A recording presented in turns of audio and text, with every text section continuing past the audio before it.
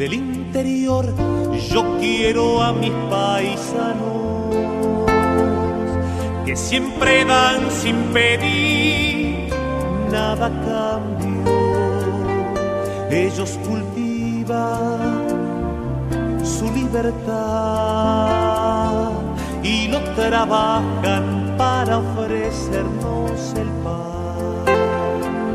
Su corazón es un mundo de gente que se amontonan y aprietan sus dientes. Si ves que es duro tu progresar,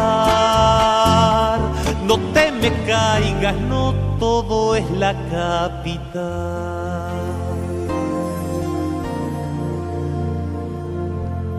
Hola, ¿qué tal? Muy buenos días. Una nueva emisión de Tiempo Rural. Matías Lanuse, ¿cómo estás? ¿Cómo andas, Germán? ¿Cómo estás vos? Bien, bien. Bueno, nosotros hemos tenido una semana muy intensa, muy agitada, pero creo que ha sido productiva, ¿no? Y sí, hemos podido hacer esta jornada que veníamos anunciando hace tiempo ya, así que bueno, vamos a hablar sobre los temas de la jornada en este programa que empezamos el día de hoy. Exactamente, el día viernes en horas de la tarde en la Sociedad Rural Salteña llevamos adelante una jornada técnica que hemos denominado Inteligencia para el Campo, con la finalidad de aportarle a los productores agropecuarios y a aquellos que están en los manejos de los campos en la región las herramientas de información que más puedan llegar a necesitar para tomar decisiones pensando obviamente en la próxima campaña. Y todo esto en el marco de este escenario geográfico en el que estamos viviendo nosotros actualmente, que es de una sequía importante que obviamente obliga a tomar decisiones justamente como para ir mitigando los efectos de la seca y viendo qué provecho se le puede sacar al campo. Bueno, en definitiva ese fue un poco el objetivo y la filosofía que nos ha reunido, ¿no? Y a propósito, lo hicimos un viernes anterior a un fin de semana largo para que ustedes en este fin de semana largo puedan realmente pensar y tomar decisiones. Y si por las dudas, las que no estuvieron o estuvieron el viernes y algún concepto no les quedó claro, hoy están con nosotros 3 de los principales desertores que estuvieron en la jornada. Exactamente, y ya vamos a presentar al primero de ellos. Se trata de Víctor Tonelli, realmente ampliamente conocido acá en la región, analista de mercados de ganados y carnes, y bueno, justamente ese es el métier y ese es el tema que vamos a hablar con él. Víctor, gracias por visitarnos en Salta. ¿Qué tal, Germán? Matías.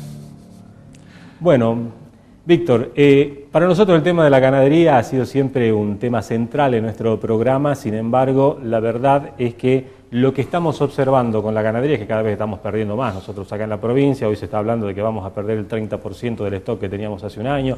Es una situación complicada, pero en un contexto nacional, en un contexto ya macro, ¿qué nos podés comentar al respecto de la ganadería? Sí, respecto de lo primero, nada más que acompañarlos con todo el sentimiento de lo que sé que está pasando, ¿no?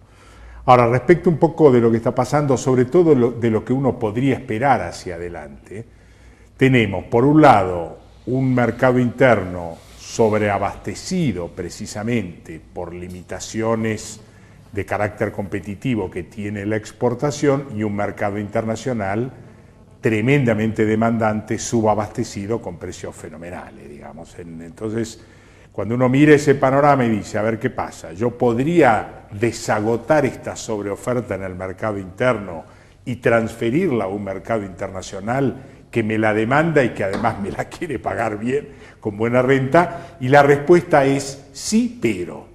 Y el pero es, ¿habrá una luz de inteligencia en las políticas públicas que permitan generar este cambio entre la situación actual y la falta de competitividad en la exportación, que permita redistribuir los destinos de la carne que se produce en la Argentina?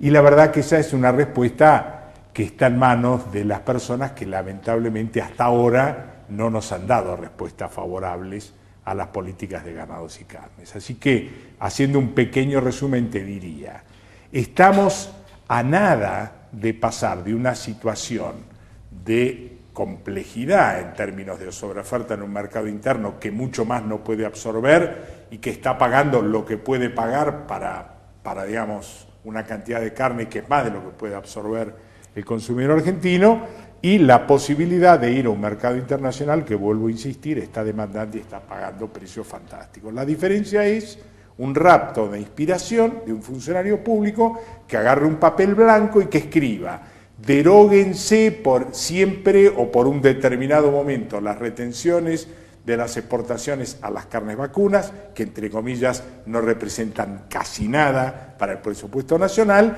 y termínense para siempre las exigencias de Guillermo Moreno respecto de las baratas, que representan entre un 7 y otro 8% más del valor de las exportaciones. Ese rapto de inspiración puede significar que el martes próximo, por ejemplo, que es el primer día hábil de la nueva semana, nos levantemos, veamos esto que está publicado y digamos, pasamos de una zona gris a una zona luminosa. Bueno, esto que hoy estamos relatando, que sería, digamos, un escenario ideal, obviamente tiene condicionantes políticos que son los que venimos padeciendo en los últimos años. Condicionantes políticos que nos ha llevado a perder mercados que ya los teníamos plenamente ganados, el tema de la cuota Hilton a la Unión Europea. Pero en definitiva, hoy sabemos que el IPCBA está presentando en Rusia cortes de carne de alto valor porque ese es un mercado demandante. Sabemos además que, lo hemos visto nosotros hace un tiempo, que un frigorífico local que tiene posibilidades de exportación nos dice, sus directivos dicen, miren, hoy nosotros en realidad no tenemos carne para exportar. Si nos dicen, ya se abren las exportaciones, no tenemos que exportar. Bueno, estas son situaciones ya muy puntuales que también se van presentando en este escenario. Pero la pregunta es, el productor ganadero, que hoy está con unos números muy finitos, ¿tiene que seguir invirtiendo en el mercado? Mira, Germán, yo lo que diría es lo siguiente. Traté de expresar en pocas palabras esto qué es lo que va a pasar. La verdad es que no sé qué decisión van a tomar. Lo que sí sé es que estamos a nada de pasar de estar, digamos, deprimidos a estar entusiasmados. Esa nada es ese cambio. No se necesita otra cosa porque el mercado te está esperando para pagarte lo que sea. Y como bien decís, no solamente el mercado tradicional al que abastecimos normalmente, como es Europa, como es Chile o como es el norte de África, sino que además tenés a China, tenés Rusia con los cortes enfriados, tenés la posibilidad de la cuota FIDLO, tenés la posibilidad ahora de ingresar nuevamente a Estados Unidos y Canadá en algún momento del año que viene. En fin, el mercado es extraordinario. ¿Qué es lo que yo le diría al productor como productor que soy? Miren, es el momento para no bajarse de la situación que están hoy. Yo no les diría inviertan, pónganse a trabajar a pleno, porque la verdad es que nadie sabe qué decisión tomarán antes o después de las elecciones o en qué momento. Por lo tanto, yo diría estar atentos, estar expectantes, pero así como dijimos en el año 2009, por favor mantengan el stock porque se viene una caída importante del stock, una caída importante de la oferta y una suba importante de precios. Ahora le diría, estamos muy cerca de la otra orilla. La otra orilla significa un cambio de política respecto de las exportaciones. ¿Qué tan cerca estamos? Es imposible saberlo, salvo en la cabeza de quienes lo están peregrinando, porque tiene que ver con decisión política, no tiene que ver con cuestiones que los analistas podamos prever. Está todo dado. Pero le diría, estamos cerca. Mi feeling me dice que de acá a marzo algo importante ocurrirá. Y de acá a marzo, en tiempos ganaderos, es mañana. Y en cuanto a la existencia y si se mantiene o no se mantiene en el país la existencia del novillo pesado, que era lo que, digamos, se mandaba o se destinaba al mercado. La exportación te demanda carne de una media res que pese más de 120 kilos. No es tan pesado. Estamos hablando de un animal de 400 a 410 kilos, dependiendo del rendimiento, como piso, de ahí para arriba, porque demanda un tamaño de calibre de lomo para los restaurantes que son los que pagan el premium price, digamos, ¿no? Con lo cual, digamos, pasar de un animal de consumo como tenemos hoy, de 350, 370, 380, 390, a un animal de 430, 440 en sistemas de engorde de corral, se logra relativamente rápido. En sistemas pastoriles lleva un poco más de tiempo, pero la verdad es que el productor está preparado para hacerlo. Lo que necesita es la señal. Claro. En el momento que llegue esa señal, 6 meses después, 4 meses después, 10 meses después, esta caída abrupta en la producción del novillo pesado se puede revertir en la medida en que el precio traccione para estimular este cambio. Por lo tanto, te diría, es cierto que hoy hay poco novillo, y es razonable que haya poco novillo porque la exportación no está premiando esta producción de un animal que encima te cuesta más dinero producir. Pero vuelvo a decir, aparece la oportunidad y en poco tiempo Argentina va a ir recomponiendo su capacidad de producir un animal más pesado, con los mismos animales, más carne, más exportación, sin bajar la proporción de carne que se destina al mercado interno. Hay algunos que dicen, Víctor, que la Argentina ha perdido mercados y que son difíciles de ganar porque hay otros actores que están entrando en acción y que son actores que los tenemos acá a la vuelta de la esquina. Paraguay, hasta Bolivia ya está empezando a tener cierto peso dentro de la ganadería, y ni qué hablar del avance exponencial que ha tenido Brasil en los últimos años. ¿Nosotros como país estamos en condiciones de recuperar esos mercados o de ganar otros? Sí, Germán, definitivamente a favor de esto que mencioné al principio, una demanda internacional que crece por encima de la capacidad de ser abastecida por los países productores, razón por la cual, al estar subabastecidos, te están esperando como el hijo pródigo. Claro. Volvé, te perdonamos. Hay algunos mercados como Chile, en los cuales, digamos, la presencia de Paraguay y Brasil nos ha desalojado del primer puesto, y probablemente ahí nos costará más, pero aparecen nuevos mercados y nuevas oportunidades, con lo cual te diría, desde el punto de vista de la oportunidad de la exportación, está todo dado para que, de nuevo, insisto, cambiemos de la oscuridad a la luz. ¿Y si este capricho de las políticas nacionales se mantiene 2 años más? Y bueno, si se mantienen 2 años más, como diría la inefable Mafalda, otra vez sopa.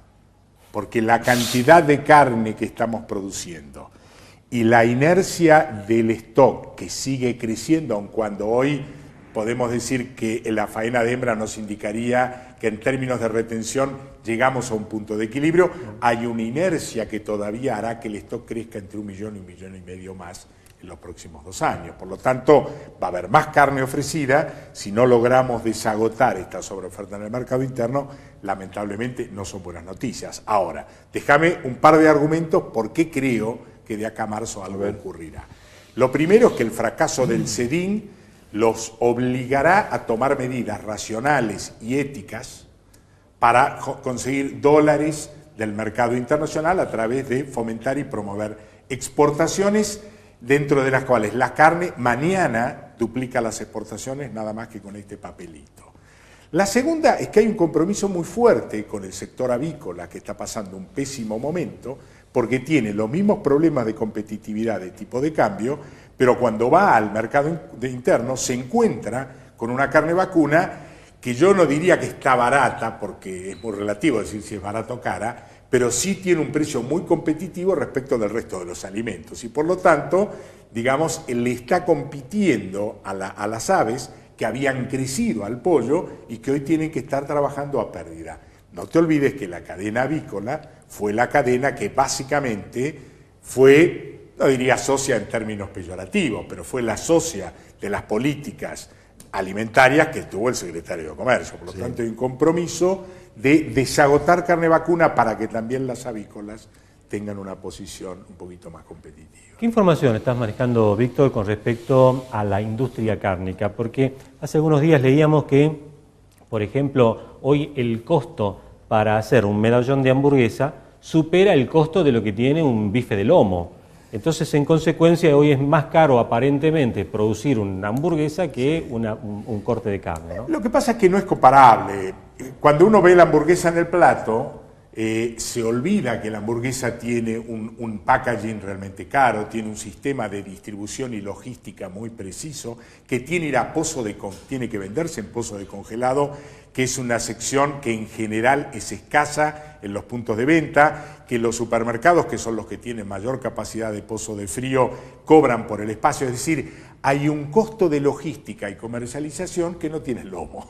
Y por lo tanto no es comparable, es un producto elaborado de segunda generación respecto de un producto primario. Ahora, déjame que decirte, digamos, respecto del concepto global. Yo diría, la posibilidad de que las carnes argentinas estén competitivas en el mercado internacional y mantengan un adecuado nivel de abastecimiento en el mercado interno, están todas dadas. Bueno, Matías, tenemos una noticia favorable, una noticia positiva, pero obviamente está condicionada a los vaivenes de la política. Absolutamente. Entonces, acá es donde Si no es tenemos antes, un problema, ¿no? Si no es antes del 27 de octubre, espero que sea antes de marzo, que podamos decir... Víctor, No, antes del razón. 27 de octubre no esperes nada, por razones No sé, múltiples. esta gente te han sorprendido a veces de la noche a la mañana, ¿no? Ojalá, pero no, eso no lo espero. Pero algo me dice que en los meses posteriores a las elecciones Tiene que venir. seguramente se tomarán algunas medidas, teniendo en cuenta además que tienen que llegar al final de su periodo, para el cual le faltan todavía 2 años largos. Bueno, Víctor, me gustaría pedirte por lo menos una reflexión de cuál es el pronóstico que le ves a la ganadería nuestra, la ganadería regional, la que hoy está prácticamente... Mira, yo te voy a decir lo que muy dije mal, durante digamos, ¿no? muchos años. Salta es la niña bonita de la ganadería argentina y de hecho fue la provincia que más creció en stock y en calidad de stock, porque no es solo que creció, digamos, sumando número de cabezas, sino que es un trabajo genético y de manejo extraordinario. Está pasando un momento complejo en términos climáticos y de disponibilidad forrajera y de agua, de bebida, como hablábamos antes de la charla. No es para minimizarlo en lo más mínimo, pero nada es para siempre. Salta está llamada a ser una de las puntas importantes de la ganadería nacional. Bueno, no le preguntemos más nada, esto es espectacular, es un monio para una Salta más ganadera. Y además hay algo que hay que tener en cuenta. Cada vez que uno charla con un productor ganadero, siempre ellos te dicen, yo pienso a largo plazo, no puedo pensar a corto plazo. Entonces, en consecuencia, bueno, esto de alguna manera confirma que si un productor piensa a largo plazo, seguramente a largo plazo las condiciones pueden llegar a cambiar, por lo menos en la política, y eso puede llegar a ser favorable también en el contexto nacional. El problema es que la seca también fue a largo plazo. Entonces, bueno, vamos a hablar ver de ese cómo tema salimos. de la seca también en este programa. También, ¿no? también. Vamos a ver entonces qué es lo que nos pasa. Víctor, gracias por Víctor. visitarnos. No, a ustedes, por favor. Muy bien, en el próximo bloque vamos a seguir desarrollando más temas que tienen que ver, obviamente, con la jornada de inteligencia para el campo que hemos desarrollado esta semana acá en Tiempo Rural.